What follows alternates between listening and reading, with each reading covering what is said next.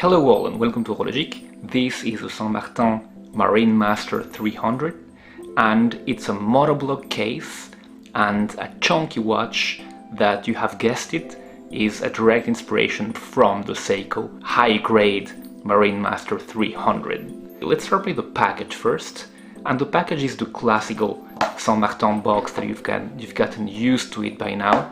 So very solid, padded inside, so your watch comes very well protected. And the good thing about San Martin and many other Chinese companies is that they give you the tools, the exact tools that you need to size your watch. They give you this small, pretty okay, I guess, a little bit plasticky sizing tool. And you have, of course, this very nice San Martin signed strap remover tool, which is very good, so that's something to point out. And you get, of course, the instruction manual and the warranty card. And you've got a 2-year warranty, which is wonderful. To fit it for my 6.5-inch wrist, I've removed 3 links. Alright, let's start by the dial of this watch. And as you can see, the dial keeps the same proportions and general layout of the Marine Master, especially of the SBD X017, because it doesn't have the X logo that many hate, including me. After 2017, Seiko upgraded the Marine Master and put a sapphire crystal, a ceramic bezel insert, but they went with the X. So you have exactly the same indices as the Marine Master, with the circular indices on most hours and the square, the big bold square indices at the main hours, so 3, 6, 9, and at 12 you've got that double index just to let you know where 12 is. The very nice thing about this iteration is that the San Martin logo is applied. The hands are your typical Marine Master 300 hands, and they're big, bold and thick, and they carry a lot of lume. Something that I forgot to mention, of course, is that this version is no dates, as it does have a date movement, the NH35 from Seiko. It does have a ghost position, so if that bothers you, you can always get the date version with the date at 3, of course, like the actual Marine Master. Okay, so that dial is a matte dial, as you can see, and the indices protrude a lot from that surface, and they are packed full of C3 lume. I will give you a lume shot afterwards, and you will see that this is a true lume monster. And it keeps that lume monster status thanks to that ceramic bezel insert that is packed with lume as well. Talking about the bezel insert, let's see how it turns. Okay, I can see that it is very stiff. I mean, it is not too hard to turn, but it is very precise, and you know that this one will not slide on you. Absolutely no backplay. I promised you a lume shot, and a lume shot you get. You can see that the room is not even all the way dark, but that lume, that C3 green lume, just shines like a torch, and that goes on for a long time. And let's go to an aspect that is really important on a Marine Master, and that is the case finish. As you know, the Seiko counterparts, so Seiko originals, let's say, had the beautiful Zaratsu polishing. That, along with the movement, with the 8L35 movement, made that for a long time the Marine Master 300 was top of the line of Seiko divers. So can these replicate that beautiful Zaratsu polishing that you find on the Seiko?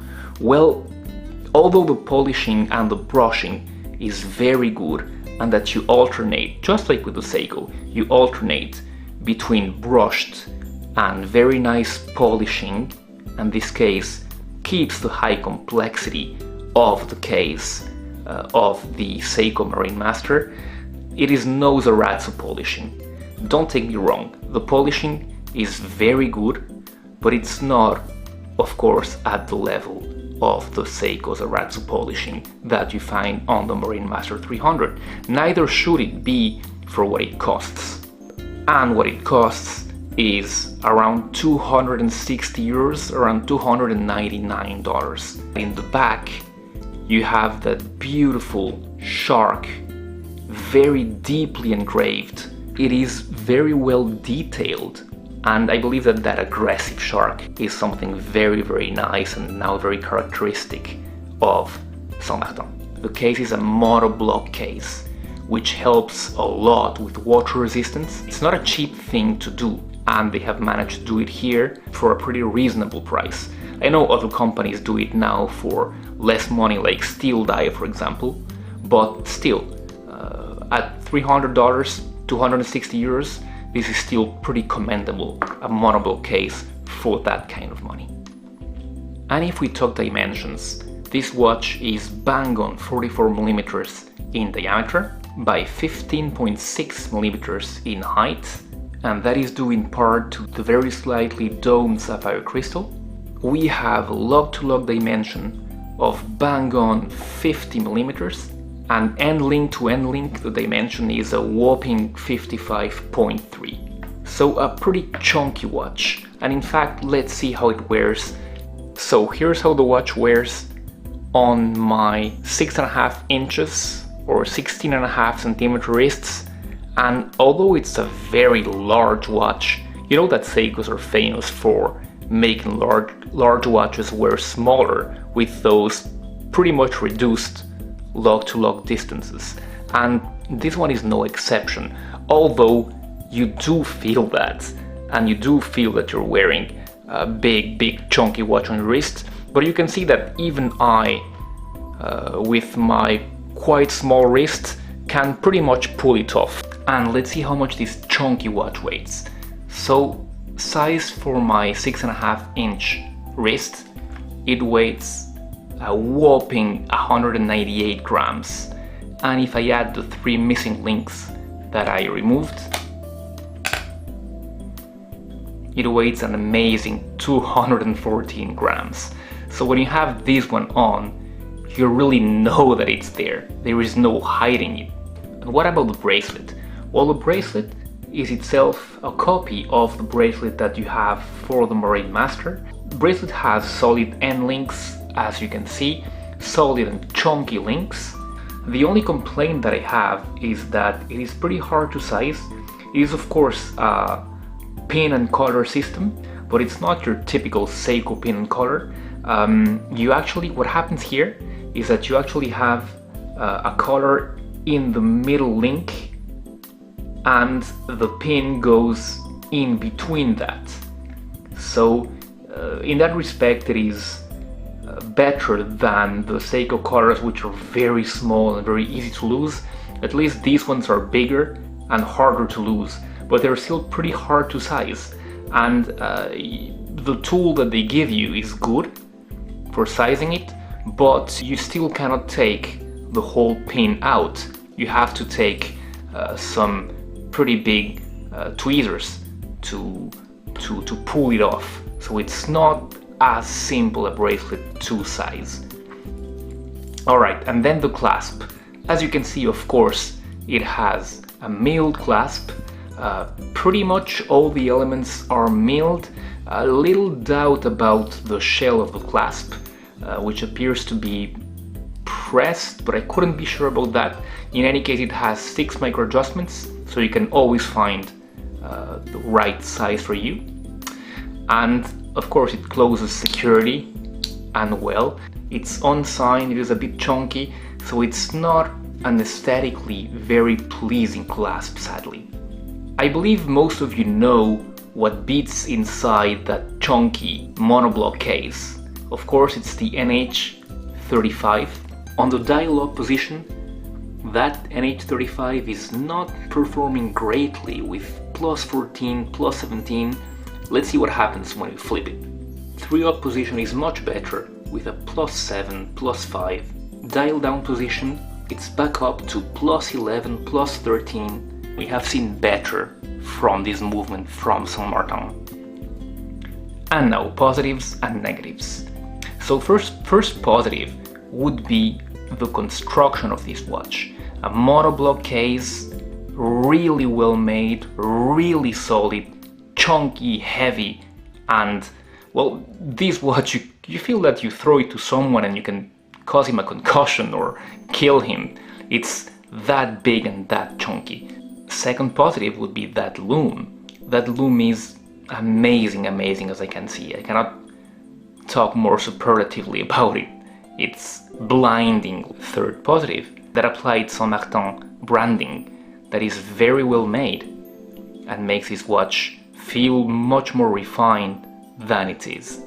Fourth positive, the case and the bracelet finish. All those surfaces that are so well polished and that transition from beautiful polish to brushing to polish to brushing. Of course, that is thanks to Seiko, but it's not easy and not cheap, of course, to replicate this design.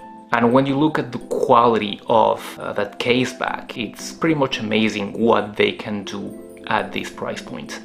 But that leads me to the first negative, the price point. I know that if you compare it to the Marine Master, which costs around $2,500 to $3,000, I suppose is the price for a new one now. Well, if you compare it to that, it's only 1/10 of the price. But still, it might be a bit too much for some people for a purely homage watch. I think that you get what you pay for with this one, but still, it might not be the absolute best bang per buck. Second negative would be something a bit more subjective, but that put me off a bit with this watch, and that is the green lume. Even though you might not be able to see it here, but the lume is really green and looks real green instead of looking white. And if you can see, the lume looks already pretty green on the dial, but on that bezel insert, it looks really, really green. I don't know if it comes out on camera. At first, it struck me the most as maybe not belonging in this watch. And it's not only the color, it's also the numerals. They're a bit chunky and a bit even clumsy, I would say. If you see the Seiko Marine Master, you will see the numerals are way less bolder and a bit smaller, which makes it look classy. And the last negative would be this clasp. Even though it's a nice enough clasp, I believe that it's a bit too chunky and it detriments a bit from the toolish yet refined nature of this bracelet and watch. And with this being an unabashed